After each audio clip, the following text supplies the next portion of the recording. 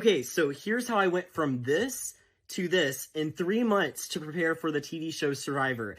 Everyone always asks me, like, how did you gain 30 pounds to go on this show? That's crazy. Like, I knew you as this, like, really skinny guy, and then all of a sudden you come out here and you've bulked up. And so I get that all the time, and I finally thought I would put together a video of how I did it because it is crazy. So I've pretty much my whole life always been the really skinny guy, the guy that's on the cusp of being underweight. When I was in the casting process to go on the TV show Survivor, which is where you go and starve yourself for a month, I was thinking to myself, well, maybe it's a good idea to add a couple of pounds to my body so that I don't die when I'm there.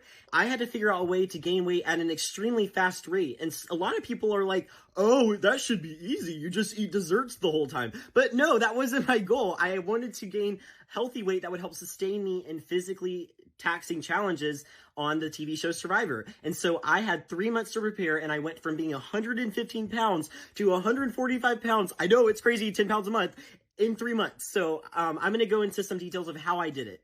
So gaining weight at an extremely fast rate, I wanted to focus on doing a lean bulk, which is where you're eating a lot of healthy foods and working out so that most of those healthy foods and proteins will be transferred to muscle gain. And so it's different than a dirty bulk where you're just eating whatever you want, but instead you're restricting your diet so that your body is forced to basically create muscle at higher rates than you would normally. To track my progress, I would use a scale that could analyze the amount of muscle mass and amount of fat that my body contained. It was extremely useful because I could see the results of if I'm gaining a pound, am I gaining about half a pound of muscle and about half a pound of fat in order to sustain my lean bulk. And so I could see that progress over time and know that the work I was putting in could be translated on the scale.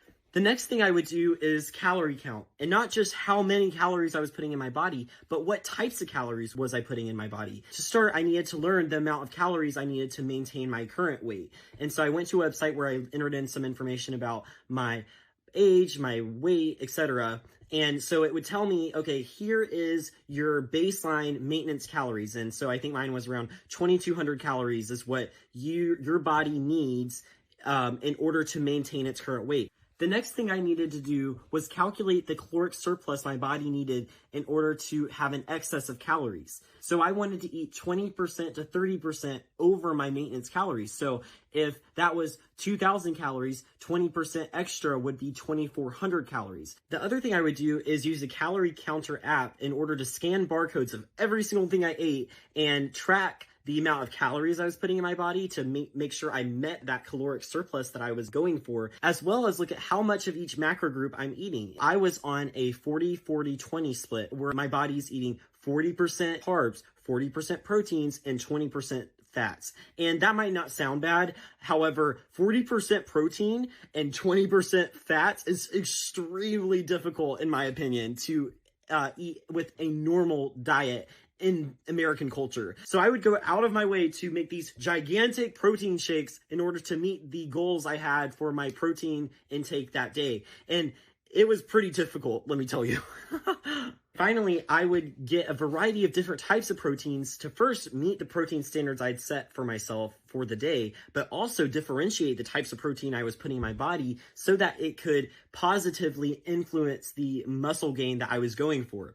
And that might seem kind of difficult to understand. However, it's pretty simple, and you split it into slow digesting protein and fast digesting protein. Before workout, I would use a lot of fast digesting proteins in order to prepare myself for the physical exertion I was about to undergo. But during a workout, I would have a mixture of slow digesting protein and fast digesting protein so that while I'm working out, my body is intaking this fast digesting protein and it's quickly building that muscle as I'm going. But also I had the slow digesting protein so that over my workout, I always had protein in my stomach for my muscles to grab from if they needed them, so that I wasn't expending calories that were unnecessary, but instead gaining that muscle while I'm going. After workout, I would have a high protein meal and also take creatine, which helps with muscle growth. And it's important to take creatine every single day over the month so that your body is used to the supplement and it actually starts to work. And before bed, I would have a lot of slow digesting proteins so that over the night, while my body is not intaking any food,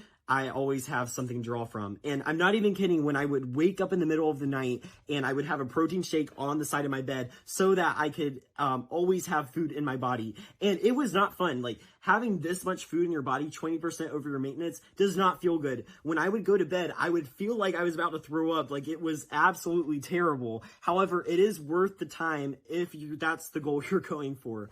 And in terms of the types of protein powder I use in order to meet those slow digesting proteins and fast digesting proteins, I would use casein for slow digesting proteins and whey protein for fast digesting proteins. And there's different types that can be in different categories, but you can kind of differentiate depending on what your body likes. Maybe you're vegan, you don't take whey because it has milk. The other things I would take in addition were pre-workout, which had a lot of caffeine, omega-3, and daily vitamins. And so now we'll get into the types of workouts I was doing. And so I split my week into push, pull, legs, which is a pretty standard thing. At first I did upper, lower body, but for me it was about focusing on pulling, which is a lot of shoulders, so like pulling bars down or whatever, and then pushing, which is a lot of like the chest area, and then legs, which is like squats, all of the leg exercises. And so I would look up like leg exercises, all these different workouts. I had no idea what I was doing in the gym. However, I would just look stuff up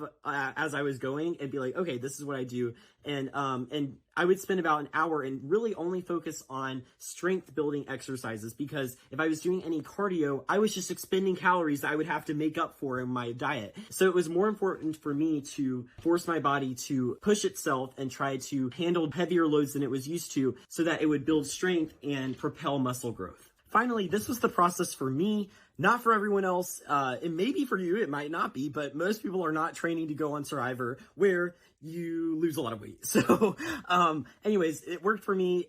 It was extremely strenuous. I remember so many nights where I was like over my toilet, like throwing up because I ate like a little bit too much than my body was used to. Like, it was not easy, but I'm very proud of myself for doing it. However, unless you're about 3 months from leaving to go to film a TV show where you starve, I don't recommend it to everyone. I would recommend a much more drawn out version of this if you want to gain weight at a quick pace. But that was me. Hope you enjoyed. And it probably was over technical, but that's what y'all asked for.